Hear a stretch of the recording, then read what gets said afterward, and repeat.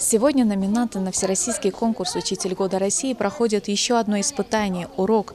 Цель – раскрытия конкурсантами своего профессионального потенциала, знание предмета и способности выйти в обучение на межпредметный и метапредметный уровни. Кандидаты регионального этапа Всероссийского конкурса «Учитель года России» подготовились к испытанию основательно. Ученики начальных классов на одном дыхании слушают одного из номинантов – Айну Тумгоеву. Поднимите солнышко, кто сделал, кто решил все верно, ребят.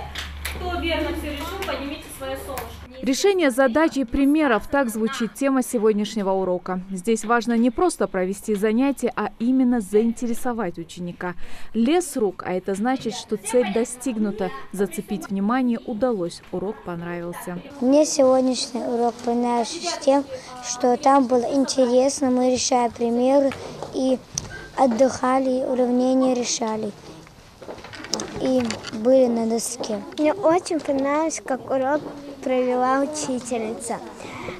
Она давала нам легкие и сложные задачи, уравнения интересные, примеры тоже легкие. Сама же Айна Тумгоева отмечает, что несмотря на то, что видела этих школьников впервые, общий язык с ними смогла найти легко. Урок в целом мне понравился. Дети были очень активные, работали дружно. И цели, которые я сегодня поставила, мы их реализовали. Сложение и вычитание в пределах 20 цифр. Так называется следующий урок, который проводит второй номинант конкурса Тамара Цурова. Школьники с удовольствием выполняют все задания. Особенно жаркие дебаты у них возникают во время групповых заданий. Тамара Цурова преподает сегодня школьникам урок по федеральному государственному образовательному стандарту. Это немаловажный фактор в образовании учеников. С поставленной задачей, по мнению Тамары, она справилась хорошо. Теперь осталось дождаться мнения судей. Сейчас большинство детей очень неохотно читает. Это расстраивает, конечно. Их окружает масса других соблазнов, развлечений. Например, телефоны, планшеты, компьютеры. Когда я шла на урок, я очень сильно переживала, как же дети себя поведут, как они меня примут. Однако я осталась очень довольна, все прошло замечательно. Дети у нас очень активные, очень интересные. Сегодня в составе номинационного жюри учителя начальных классов. Они знают, как именно должен проводить свой урок преподаватель начальных классов. Оценивают по 10 критериям: результативность, информационная и языковая грамотность, самостоятельность и творчество. Девочки старались к этому конкурсу.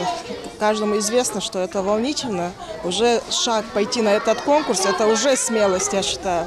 А так, в целом, мы на 2 уроках я уже отслеживала, что методически стремятся ближе к ФГОСу, они стремятся работать в парах, в группах. Это уже требует у нас ФГОС. Я думаю, что у девочек есть большое будущее и есть над чем поучиться. Если педагог осознает, для чего он пришел сегодня в школу, в чем суть его учительства, да, он обязательно должен профессионально расти. А именно конкурс «Учитель года» на сегодняшний день один из главных конкурсов профессионального мастерства. И сюда нужно идти. Мое убежденное мнение, не за тем, чтобы стать победителем и так далее, взять какое-то место, а именно для того, чтобы вырасти профессионально, чтобы увидеть, как работают педагоги. Участник, набравший наибольшее количество баллов на 3 очных турах, будет объявлен победителем конкурса. За первое место они получат денежное вознаграждение в размере 100 тысяч рублей, за второе – 50 и за третье – 30 тысяч рублей. Светлана Томова, Асхаб Белакиев. Новости 24.